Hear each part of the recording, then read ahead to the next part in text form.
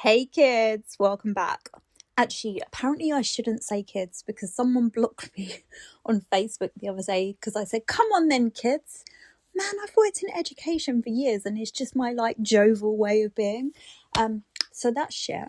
But anyway, I digress. So the other week, someone put a post on one of the groups on Facebook saying, is there any point in late life diagnosis? Is it a lot of money and just not worth it? So I thought about that question, and then I thought about the answer. So what is the point of getting diagnosed later in life? And it's such a fair question because fucking hell, it is so expensive. The forms, well, you know about the forms. And if you've got ADHD alongside your autism or whatever neurodivergence you have, you know that forms are not our friends. So it is a fair question.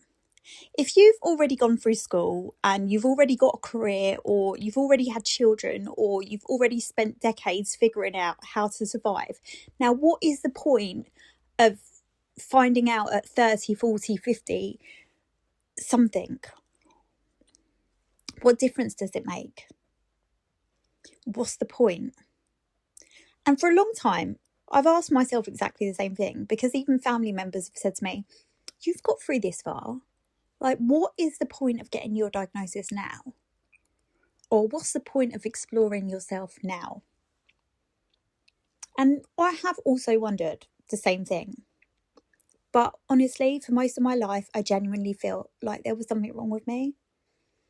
At times, I felt like I was too much. Like people shushed me and shut me up and said, don't say that. Or censored me. And I've felt at times like I was too sensitive and too intense, and in relationships I've really struggled, and to be fair, dealt with a lot of abuse, specifically in relationships, and I have the busted nose to prove it. But I digress. I've spent years thinking I'm not good enough, and it's affected my confidence so badly. And I felt so many years like everyone had been handed this manual at birth, and I haven't got the fucking instructions. Everyone at school was looking at me like, why don't you have the instructions, you absolute weirdo? I just didn't have the instructions. And I know so many late diagnosed people, they feel exactly the same. We spend our whole life searching for the answers. What's wrong with us? We get diagnosed with depression, BPD. We just think that there is something very wrong. And we try and improve ourselves. And we try to become the best version of yourself that everyone finds it so easy to be. And then we hear the suggestion, what if we're not broken? And honestly, that question for me was enough to change my life. So I have 4 children, 3 of which are now adults.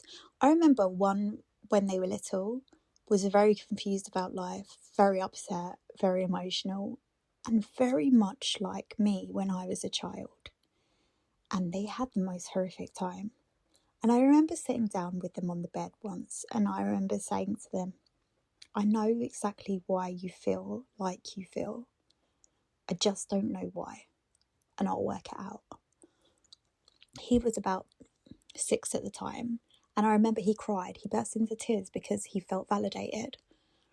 But I didn't know what the reason was why he felt the way he felt. I didn't know the reason why I felt the way I bloody felt.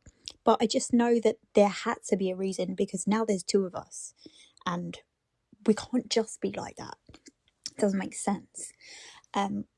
So along the years, a lot of people suggested to me, oh, your son might be autistic. And I remember at first I was offended by this. I thought, God, what do you mean? That's not something you just tell someone. I remember even someone suggested it to me about myself, and I was like, what? Piss off. I don't think it's something. How naive I was. It's not a bad thing. It's me. And yes, they were right, but obviously they was at a very different point in their journey to what I was in. So my children started to be diagnosed one by one, and I started seeing that they got that from me, so therefore I must be AuDHD. I'm now looking at myself, and that was a point where I started wondering whether I should explore diagnosis too. Now here's the funny side. I don't like labels. I've never liked labels. I've never been somebody who needs a label for anything or everything. You don't have to label your sexuality, you don't have to label your gender, etc., etc. But what I realised that I was already had labels for myself. Them were weird, quirky, difficult, too much, lazy, disorganised, overdramatic, and sensitive. And these were labels with really bad connotations. And they've been labels that I've been carrying around my whole entire life with me. And something neat. Are you actually taking